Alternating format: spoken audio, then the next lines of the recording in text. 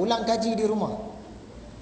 Berdasarkan 3 kali kuliah syarah Ihya, sepatutnya kita sudah boleh menjawab soalan-soalan berikut. Masuk hari ni kali ketiga lah. Yang pertama, apakah maksud Ihya Ulumuddin? Kita tahu tak maksud dia. Datang dah 3 kali, tak tahu maksud lagi. Rugilah. Jadi maksudnya menghidupkan ilmu-ilmu agama. Lepas ni orang tanya kita di mana, di kedai ke, di rumah ke, di kebun ke, apa maksud Ihya Ulumuddin? Menghidupkan ilmu-ilmu agama. Senang je. Siapakah pengarang kitab Ihya? Kitab besar kita ni siapa yang karang? Imam Al-Ghazali. Hafal lah benda ni, Imam Al-Ghazali. Nanti orang tanya kita, berapa lama dah belajar kitab Ihya? Lama dah, setahun dah. Siapa dia pengarang dia? Allah tak ingat lah. Imam Ghazali. Nanti orang tak boleh nak pelecehan kita. Macam kitab yang kita belajar sebelum ni lah. Kitab apa? Kifayatul Muhtaj. Siapa dia Tok Guru pengarang dia? Kita pun tak ingat. Syekh Daud Fatoni. Sebelum tu kita belajar kitab Munyatul Musolli. Siapa pengarang dia? Tak ingat juga. Syekh Daud Fatoni juga. Sebelum itu lagi kita belajar kitab 40 hadis peristiwa akhir zaman. Siapa pengarang dia? Tak ingat juga. Jawapan dia Syekh Fahmi Zamzam. Nama tuan-tuan kitab ni kita ingatlah. Apakah gelaran bagi Imam Ghazali? Hujjatul Islam. Balik rumah nanti hafal lah benda ni. Maksud Ihya Ulumuddin, menghidupkan ilmu-ilmu agama. Okey, dapat dah. Pengarang kitab Ihya, Imam Ghazali, dapat dah. Gelaran Imam Ghazali, Hujjatul Islam, dapat dah. Nanti anak kita pun heran, apa hal mak ni duk menghafal ni, macam nak ambil periksa pula. Apakah nama penuh Imam Ghazali? Sekali tengok macam susah, tapi sebenarnya senang je. Sebab Muhammad tu dia ulang banyak kali. Abu Hamid Muhammad bin Muhammad bin Muhammad bin Ahmad. Itu nama dia. Sebutkan 2 karya Imam Ghazali. Yang ni mungkin tak ingat lah. Siapakah Muhammad bin Tumat? Kita cerita hari tu dah. Muhammad bin Tumat ni anak murid Imam Ghazali yang berjaya mendirikan sebuah kerajaan. Siapakah nama adik Imam Ghazali? Nama adik dia Ahmad. Apakah kelebihan-kelebihan datang ke majlis ilmu? Yang ni kita senang nak dakwah pada orang. Kita nak ajak orang datang ke majlis ilmu, kita guna hujah 4 hadis tadi itulah yang digunakan oleh Imam Al-Ghazali. Yang pertama, dimudahkan Allah jalan ke syurga.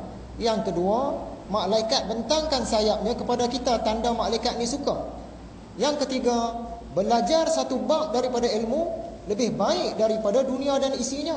Dan yang keempat, pergi belajar satu bab daripada ilmu lebih baik daripada solat sunat 100 rakaat. Kita hafal 4 benda ni, nak cakap dengan orang senang. Nanti orang kata, dia ni bercakap macam ustaz lah ni. Padahal kita hafal sikit je, okey lah tu. Adalah bahan dakwah kita. Kemudian ada berapa jenis pujian? 4 jenis pujian. Tuhan puji Tuhan, Tuhan puji makhluk, makhluk puji Tuhan, makhluk puji makhluk. Yang kita petik daripada kitab Sirajul Huda. Bahagian bawah tu belum lagi, hari ni baru masuk. Baik.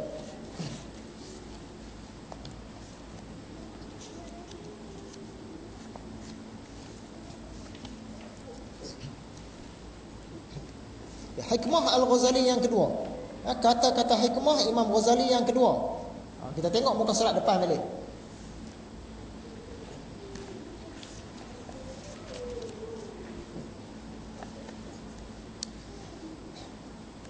Kata Imam Ghazali, berjalan ke jalan akhirat serta banyaknya tipu daya tanpa penunjuk dan teman adalah payah dan sukar. Maka penunjuk jalan itu ialah kaum ulama. Ini kata-kata hikmah dia. Kata Imam Ghazali, kita ni hidup di dunia ni sebenarnya berada dalam satu perjalanan. Perjalanan kita ni menuju ke akhirat. Menuju mati dan menuju akhirat. Jadi sementara perjalanan kita nak sampai kepada mati, nak sampai kepada akhirat ni, dia banyak tipu daya dia. Kalau kita bergerak seorang-seorang, jadi susah. Jadi susah. Dia kena ada penunjuk, kena ada juga teman. Siapa dia penunjuk ni? Tak lain tak bukan ialah para ulama. Bukan orang lain. Bukan artis, bukan ahli sukan. Penunjuk jalan menuju ke akhirat ni ialah para ulama. Jadi kita syarahkan apa yang Imam Ghazali kata ni. Yang pertama, mengapa Imam Ghazali kata berjalan ke akhirat ni banyak tipu daya? Memanglah kita tahu kita sekarang dalam perjalanan menuju akhirat, tapi banyak tipu daya. Yang pertama, tipu daya dia daripada iblis dan syaitan. Sebab iblis dan syaitan ni memang dia berjanji dah nak sesatkan kita. Jadi sepanjang perjalanan kita ni, daripada lahir-lahir sampailah kita meninggal dunia, tiap-tiap hari iblis ataupun syaitan, tentera-tentera dia ni duk menghasut kita, duk suruh kita menyeleweng daripada jalan yang lurus, jalan yang sebenar. Dah memang kerja dia. Tambahan pula sekarang ini dunia menuju ke akhir zaman. Maksudnya kiamat akan berlaku dan alam dunia ni pun habis, dan tempoh iblis dan tentera-tentera dia bersukaria pun nak habis. Dia tahu dah, tak lama lagi kiamat. Kehidupan sukaria aku di dunia ni akan habis. Aku akan masuk dalam neraka selama-lamanya. Jadi di saat-saat akhir ini dia lebihkan dia punya operasi. Dia hantar tentera-tentera dia, kadir-kadir dia, pendakwah-pendakwah dia, supaya nak rosakkan manusia akhir zaman ni. Sebab itulah Imam Ghazali kata perjalanan menuju ke akhirat ni penuh dengan tipu daya. Yang pertama, tipu daya iblis lah. Iblis dan tentera-tentera dia, para syaitan. Yang kedua, tipu daya ni banyak sebab memang Allah nak uji kita.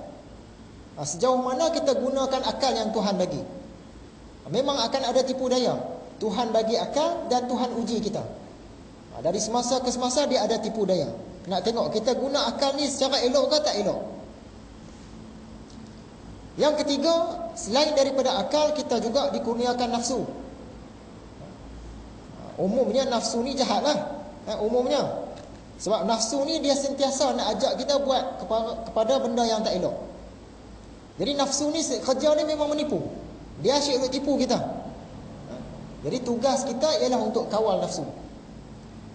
Jadi apabila Imam Ghazali kata perjalanan kita menuju ke akhirat tu banyak tipu daya, yang pertama tadi sebab memang kerja iblis dan syaitan nak tipu kita. Yang kedua sebab Tuhan memang nak uji kita. Yang ketiga sebab kita ni ada nafsu. Nafsu tu yang nak tipu daya kita. Itulah antara poin-poin dia mengapa Imam Ghazali kata perjalanan ke akhirat itu banyak tipu daya. Kemudian Tuan Imam kita kata pula, dalam perjalanan ni kenapa kita nak kena ada petunjuk dan juga teman? Kenapa tak boleh seorang-seorang? Kenapa tak boleh sendiri-sendiri? Kenapa tak boleh ikut sedap sendiri? Sebab apa? Bila kita sudah ada penunjuk ataupun teman, dia akan mudahkan perjalanan kita. Contoh dia, daripada sini kita nak pergi naik ke atas gunung.